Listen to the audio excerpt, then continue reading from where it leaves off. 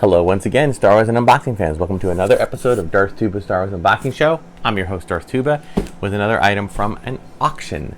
I have been dabbling a little bit into private collector auctions online, and not eBay, not things like that, although I do still go to eBay from time to time. These are more full-out Star Wars collections that people are putting out through an auction house, maybe Van Eaton, maybe Bodner's auction, and I've done a few of them. They're just off camera up here. Although I think one of these vintage boxes up here came from behind me, came from an estate auction. And I have some AFA graded figures. This is what I call investment collecting. I have noticed that when it comes to everybody thought, and I've said this before, everyone thought when Hasbro started re-releasing figures in the 90s, new figures or beefed up ones, they called them He-Man-like figures. Everyone said, well, this is going to totally devalue the original vintage figures. And then every time they came up with something new, it's going to everything's going to just go, the value's going to go, into the toilet. Well, that's absolutely not happened. It has happened with some of the 90s figures. You can buy whole sets of Power of the Force figures, Power of the Force 2. You can find them for very little money in bulk, either in auctions or in toy shows or in toy collector stores. You can find a lot of them for pennies on the dollar. Some of them not so much. If they're more rare, then they cost more money. But the vintage collection, and I mean not the vintage collection like the named Star Wars The Vintage Collection. I'm talking about the actual retro from 1970s, released from 1978 really to 1985. Those figures and all the play sets and toys and other action figures and other things that came in that era are very hard to come by. They're very expensive, and they go up and up in value. Now, the reason for that is simple. They don't make them anymore. They are rare. They are part of our childhood if you're my age. And that's why they just keep going up. And the thing is that now they've become more and more popular. People are grabbing them at, yard sales, flea markets, toy shows, whatever. And you can't find them anymore. People are paying a lot of money just for loose figures like the ones right here. All right, like we have my little handful. These are things that I've found in the wild that I've paid not a huge amount of money, but more than what they were going for in the 70s. I can tell you that much.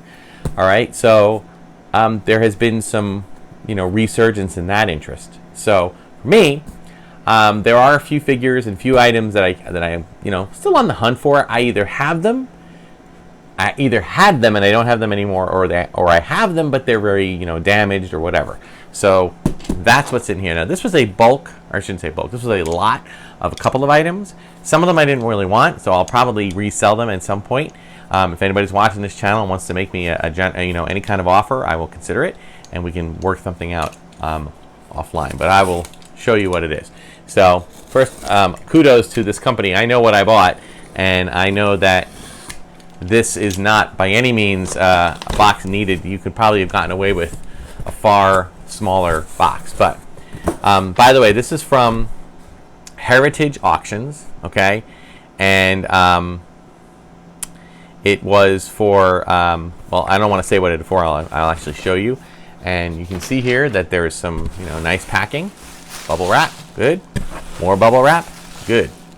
Okay, so before I reveal no peeking. I want to first talk about the item that, well, first of all, the item I didn't even auction for, but they gave me this nice little collector's handbook, which is basically tax planning, strategy, and estate advice for collectors, which I didn't even know was coming, and I actually like this. So I have no book review, I've never read it, but I am curious about things like this, not only for my own purposes, but my father was a collector a little bit. He liked, earlier in his days, he collected coins. So I want to see if there's a way that, what's the steps in evaluating the worth of a coin collection. So that's a good thing for me to have. And also it's for my own kind of, recently my mom and my dad passed away 10 years ago, or 8 years ago. My mom just passed away a few months ago. So I've been in the process of taking care of her estate. And it's been a very big learning experience for me. And it also has kind of got me thinking about my own estate and the things I want to do with this collection, because unlike my parents, who really didn't have a lot, my dad had a small coin collection and that was pretty much it. I have a big collection, and I am thinning it out little by little, and I hope that if I last another 30 years, here's hoping, or more, that I'll thin it out little by little by little by little, still keep collecting a little bit, but giving out or selling off the collection in a larger chunk each year, so that the size dwindles a little bit each year, to the point where, when I eventually go, my next of kin will be able to easily part with the collection, and I'm trying to give them steps in which to do that. So that's a kind thing. Thank you for Heritage Auction for sending that as a complimentary thing. Now, the next item I'm going to say is the item I didn't want, and that is this. This is the Darth Vader collector's case. Okay. Now there have been. I'm actually going to open this up a little bit, because it is, I believe, a complete Darth Vader's collector's case, which is cool. And this might be something that, if I don't already have it, I might do something to. I might oops. All right. Before I get to, I'm going to have to be a little. I have to cut this plastic a little bit here. There we go. All right. So this is the Darth Vader collector's case. This is a vintage item. I think it came out during the Empire years and the Jedi years. I have them just off camera over here. I actually have two of these. I have a C-3PO collector's case. I think I have two C-3PO collector's case, and I have of course, the standard, rectangular ones with the unique Star Wars art. It was just a recent episode where I just acquired the Return of the Jedi one, which is a little more rare. And I have the laser blaster molded one that opens up. So plenty of collector's cases, no big deal. This was not the thing I wanted in the auction, but I wanted the other item, which I'll show in a second. But the cool thing about this one, that I don't know if I have this one anymore, is this. It has a really cool kind of. This is all the figures that came out at the time, and it's just a nice little. I don't want to say, it's like a checklist, if you will. These are all the figures that were released. Now you'll notice that these are just some of them. Okay, if you look closely, you'll see that. Well, I wouldn't say that they're all good guys. In fact, I would not say that. I would say that these are kind of a hodgepodge. But then you flip it, and they're the rest. So again, this is just really cool photo style that they did in the 70s with the really deep color background. And another thing that's in here that's really cool are the labels. They actually gave you labels with all the character names, so you can not only put them down, put them in here, and again, here's the inside of it. Right, there's a little bit of a this kind of tab that holds them in there, which you can easily remove to take them out. You can put labels right here and on the other side as well. So these are really cool. So this is kind of a mint condition container. I think I do have that card with all the figures on it on one of those figures, collector cases. I'll double check it. If I do, great. If I don't, then I might keep this one as my vintage version and sell off those other ones. So I'm probably going to lose at least one of those. So if you guys, when the Star Wars sale comes along, beware.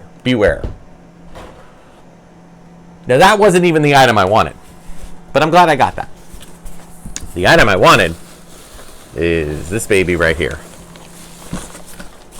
I'm going to keep this. Let me get all my plastic back and out of here.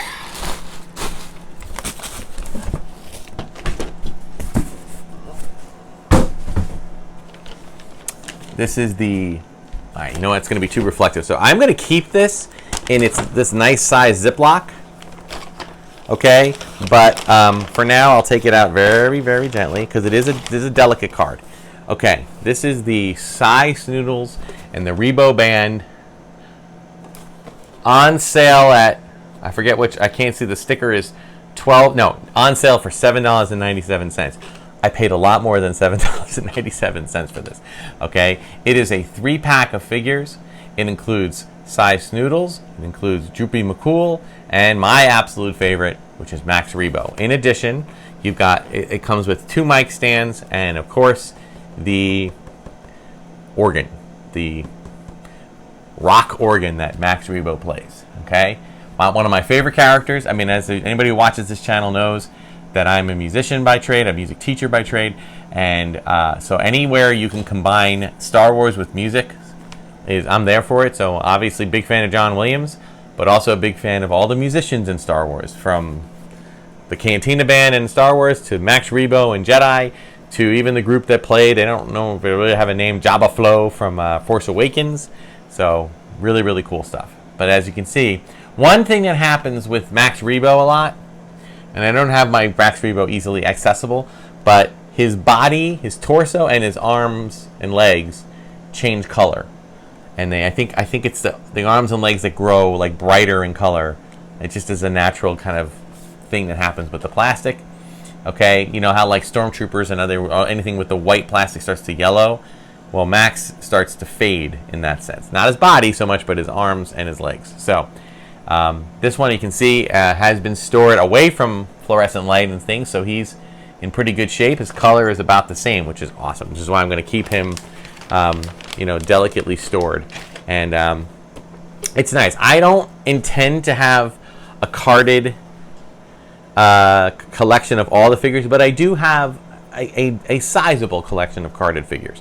And this will go proudly into the collection. So I'm really excited about it. And if you look on the back, it's got really, I've always loved the card art.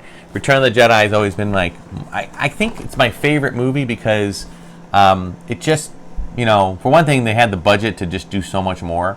And Hasbro went nuts with the creatures. Like all the Return of the Jedi, it was just creature after creature after creature. Even if they didn't even have a line in the movie, even if they hardly were seen in the movie, they had a figure. And it's just such a cool thing that they made the band into a set. Now I know Gentle Giant has recently released jumbo versions of all of these guys, as they've done with many of the figures from the vintage collection. I have collected many of them. I have stopped. In fact, I'm going to start selling those off and thinning it out. Why? Well, for one thing, it's just too much. I think I want to keep like 1 or 2, just to kind of represent, and then the rest can go to other collectors. So I will not be getting the jumbo version. I'm happy to have spent my money instead on a nice vintage box with them all in there in the nice vintage packaging. I still have them loose. I have all their microphones and the organ. Everything's worked good except for my Max Rebo discoloration. But beyond that, it's really good. So, really excited about this one. Add it to the collection. I am going to keep it in this plastic bag though, just to kind of help with it. Keep it stored safely. So, and I love these Ziploc. It's bigger than you have to order these separate. You have to go to through a packaging company and get these, and they're really nice. They're bigger, and you can still see it in there, so that's good.